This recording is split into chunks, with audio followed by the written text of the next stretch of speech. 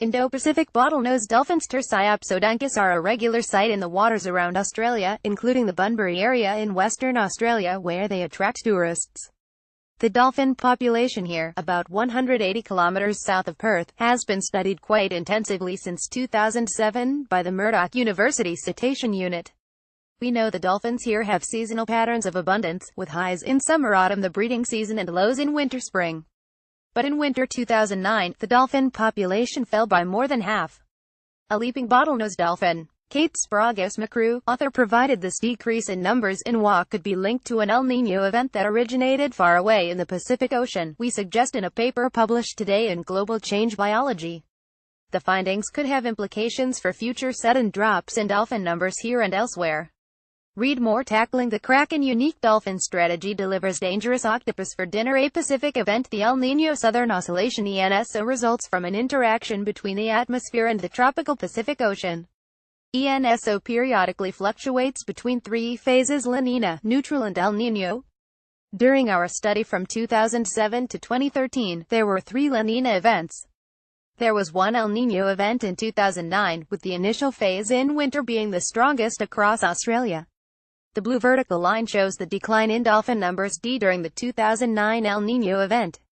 Kate Sprague, author, provided coupled with El Niño, there was a weakening of the Leewine current, the dominant ocean current off WA. There was also a decrease in sea surface temperature and above-average rainfall. ENSO is known to affect the strength of the southward-flowing Leewine current. During La Niña, easterly trade winds pile warm water on the western side of the Pacific Ocean.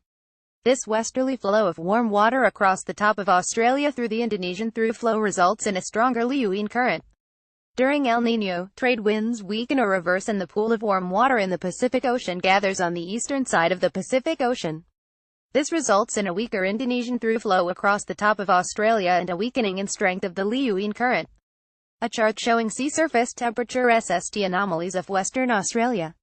Note the extremes for the moderate El Niño in 2009 blue rectangle, and a strong La Niña in 2011 red rectangle. Moritz Wandrace, author, provided the strength and variability of the Leewine current coupled with the ENSO effects, species biology and ecology in WA waters.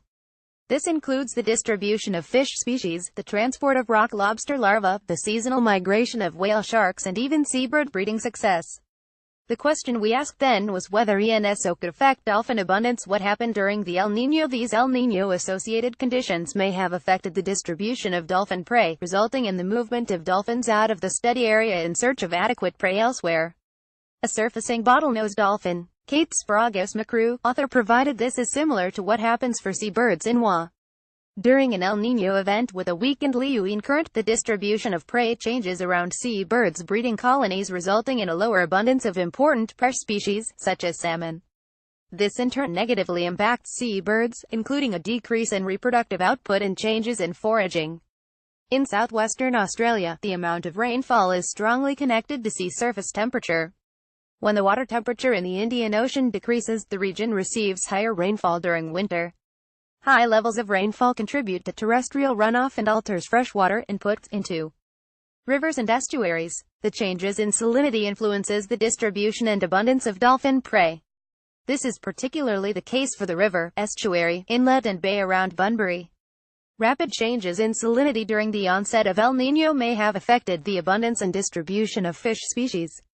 In 2009, there was also a peak in strandings of dead bottlenose dolphins in WA between 19,812,010, but the cause of this remains unknown. Of these strandings, in southwest Australia, there was a peak in June that coincided with the onset of the 2009 El Niño. Specifically, in the Swan River, Perth, there were several dolphin deaths, with some resident dolphins that developed fatal skin lesions that were enhanced by the low salinity waters.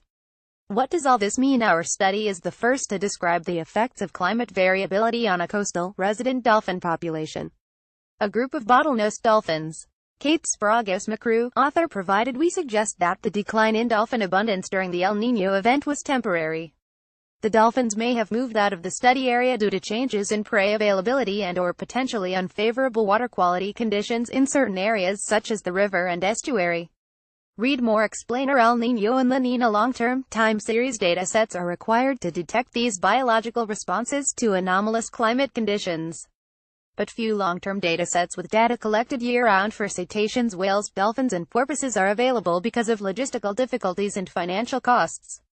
Continued long-term monitoring of dolphin populations is important as climate models provide evidence for the doubling in frequency of extreme El Niño events from one event every 20 years to one event every 10 years due to global warming.